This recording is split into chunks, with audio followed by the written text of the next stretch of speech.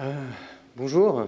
Alors avec Yann, on ne s'était pas du tout mis d'accord, mais il m'a fait une superbe introduction. Parce que moi, je vais vous parler justement de cette donnée supervisée. Je vais vous parler des annotations. Comme Yann l'a dit, les annotations sont au cœur de la supervision des algorithmes. Et aujourd'hui, on va beaucoup parler de ça. Et moi, je vais vous parler de comment on les obtient en médecine et pourquoi elles sont difficiles. Et en particulier dans un domaine que Yann a aussi beaucoup traité, c'est le traitement des volumes médicaux. Là, on manque vraiment cruellement d'annotations. Donc, je vais essayer de vous convaincre que pour avoir ces annotations, il faut absolument que les gens comme moi, les scientifiques des données et les radiologues, travaillent ensemble.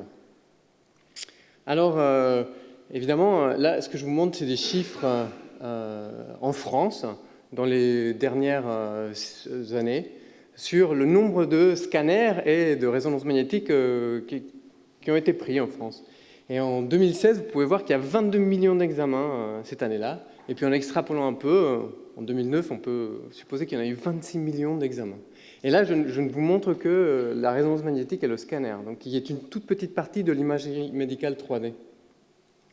Et en contraste, là, je vous montre quelques chiffres sur justement les données qui sont partagées dans des challenges en imagerie médicale 3D, où on donne à des scientifiques des données des volumes à noter et avec une tâche à résoudre.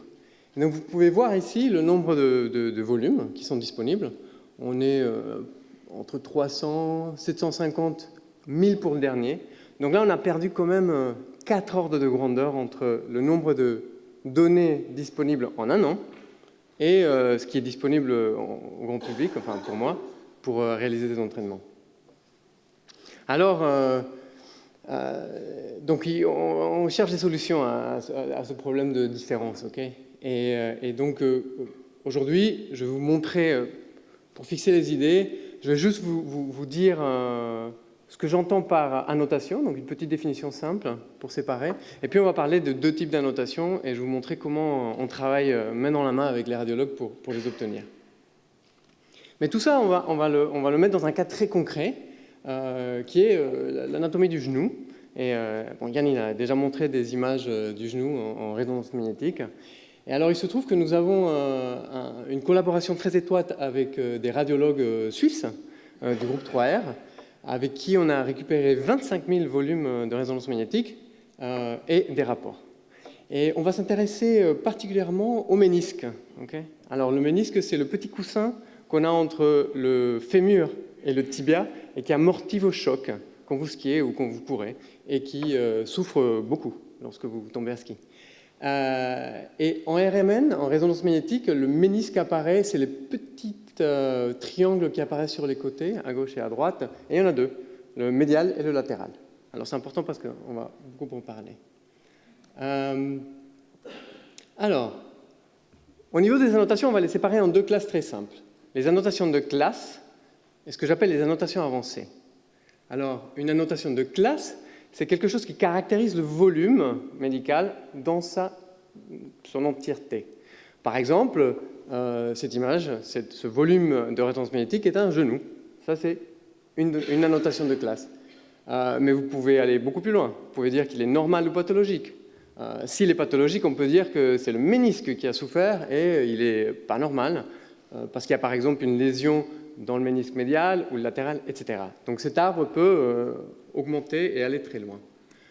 Quant aux annotations avancées, eh bien, les annotations avancées, c'est quelque chose qui va demander beaucoup plus d'efforts, puisqu'il va falloir aller dans l'image et indiquer, un peu comme le montrait Yann dans sa présentation, des zones très précises à l'intérieur du volume. Vous allez, par exemple, on va demander au radiologue de mettre un point, de m'indiquer où se trouve le ménisque, ou de mettre une zone avec une boîte englobante. Et puis, ça peut aller beaucoup plus loin. On peut demander de créer des surfaces ou des volumes. Bien évidemment, toutes ces annotations, elles demandent énormément de temps au médecin. L'annotation de classe, c'est pratiquement ce qu'il fait tous les jours quand il donne son diagnostic sur l'image. Mais l'annotation avancée, elle, par contre, ça le sort complètement de son cadre et ça lui demande beaucoup, beaucoup de travail. Et pourtant, on en aura besoin. Alors, quand on a commencé ce projet, sur leur genou. Je vous ai dit, on a 25 000 volumes, tous avec le rapport. Alors on nous a donné ça. Et puis, le scientifique des données que je suis, c'est un peu comme demander son trajet. Moi, j'aime pas du tout demander mon trajet. Et là, c'était pareil. J'avais envie de faire tout seul le problème. Et donc, j'avais des rapports. Je me suis dit, c'est super. Avec ces rapports-là, je vais pouvoir avoir les annotations dont on parle. Il suffit juste que j'ai des rapports. Et puis, c'est bon, je vais pouvoir entraîner mes algorithmes. Et là, je suis allé lire les rapports. Et là, je suis tombé sur gonarthrose tricompartimentale, nodule ostéochondromateux articulaire libre. Et puis je me suis dit, ça va être un peu difficile en fait. Mais c'est pas grave, je me concentrais sur le ménisque. Je voulais vraiment voir comment les radiologues qualifient le ménisque dans leurs rapports. Et donc on est allé lire les rapports, et là je tombe sur fissuration du cône intermédiaire du ménisque interne, ou bec de perroquet à la face supérieure du segment moyen du ménisque interne, ou encore perte de substance du bord libre du segment moyen du ménisque interne. Et puis je ne vous lis pas la dernière, mais toutes ces phrases posent le même diagnostic. C'est la même chose. Un problème au ménisque interne au segment moyen. Bon, alors bien sûr, je pouvais me dire, je le fais tout seul, je vais les chercher, mais ça va me prendre énormément de temps. Heureusement, on a une collaboration avec des radiologues.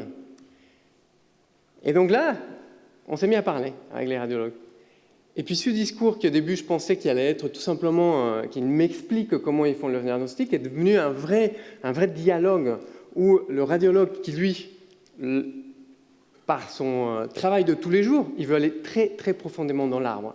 Donc lui, il voudrait annoter les classes des images vraiment très profondément. Il veut aller jusqu'au moindre détail.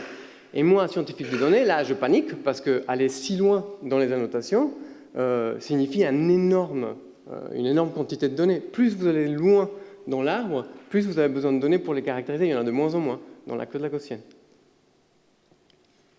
Donc, ce travail, ce dialogue, en fait, il pose aussi... donc, il faut négocier avec le radiologue pour qu'il dise « Bon, je veux bien lâcher cette partie, mais tu me fais un algo qui marche. » Donc, c'est un vrai travail.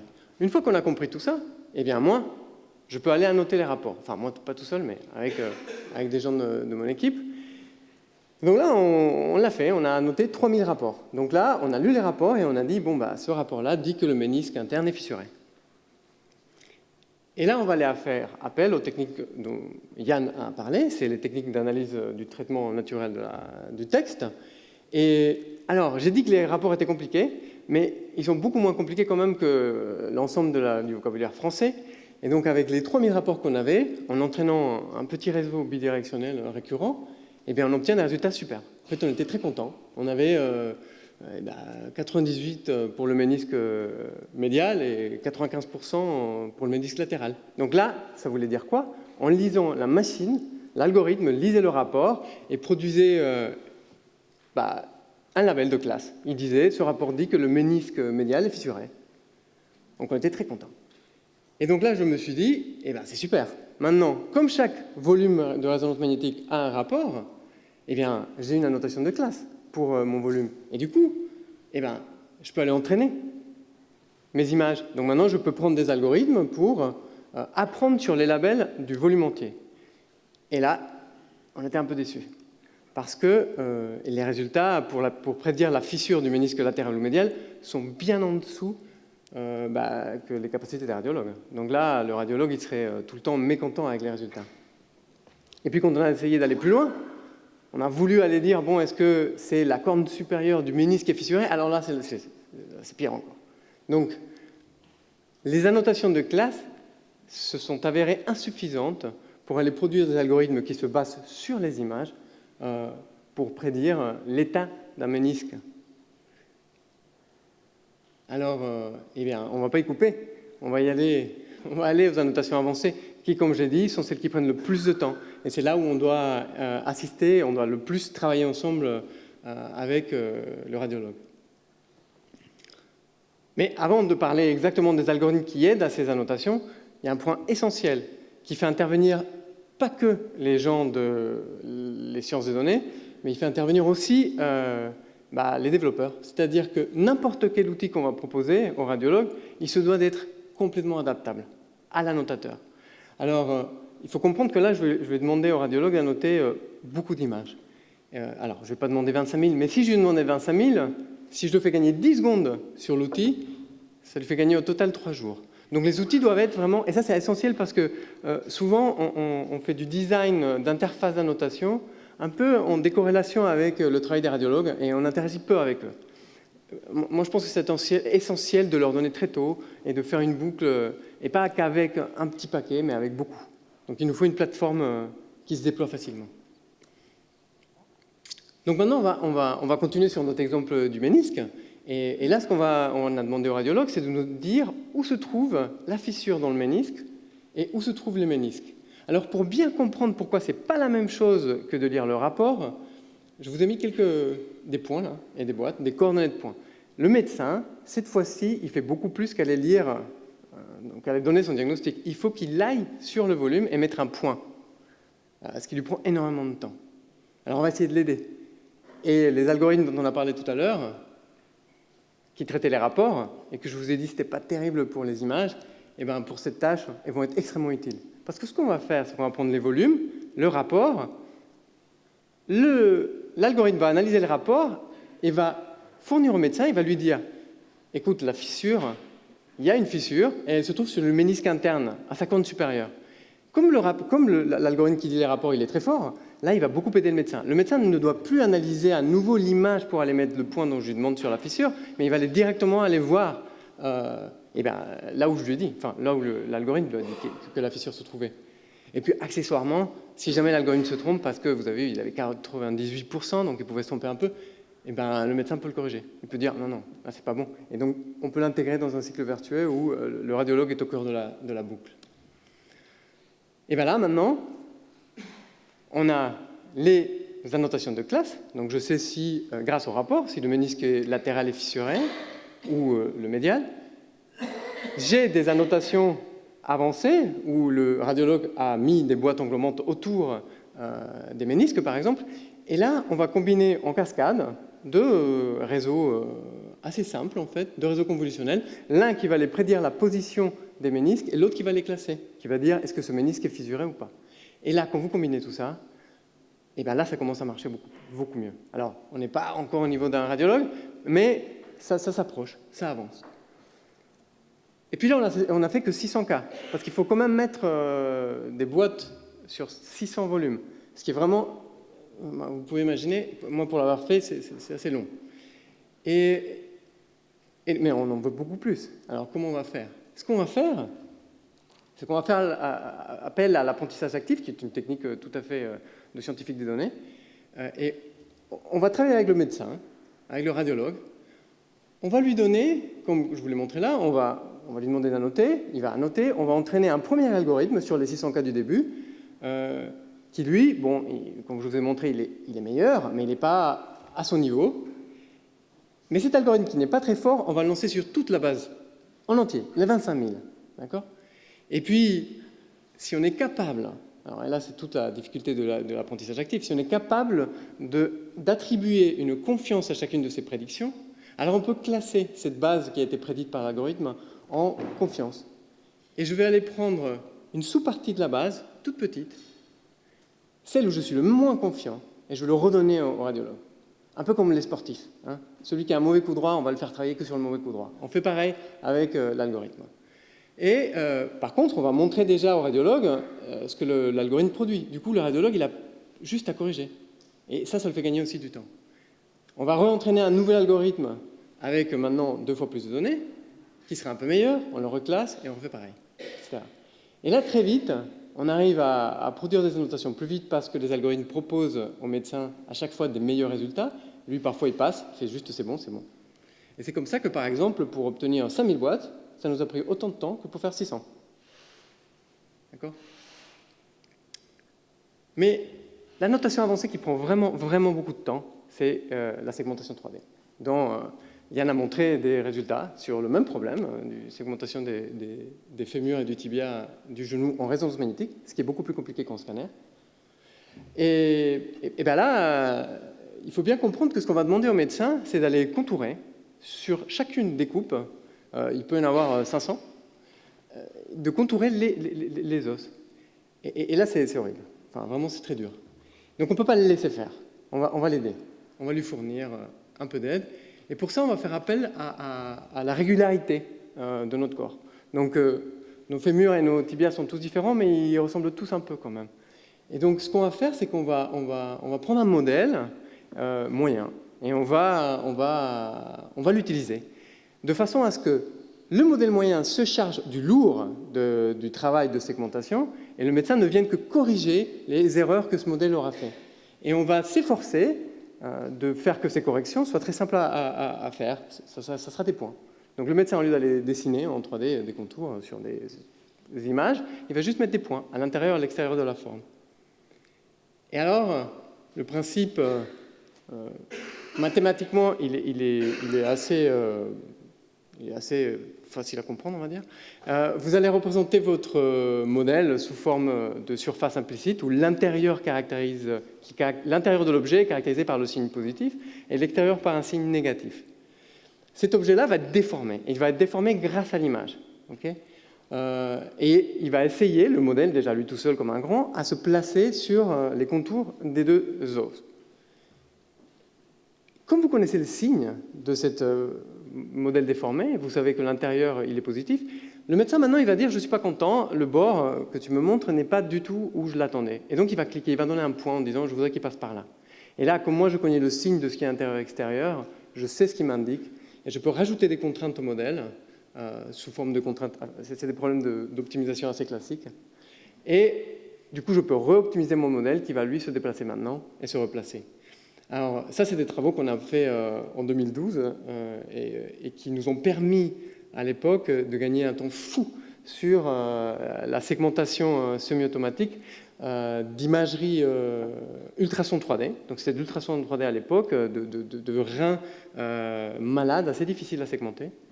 Et en fait, on a montré qu'au bout de 6-7 clics, hein, pas de contour, hein, et ben, on avait des résultats déjà assez satisfaisants.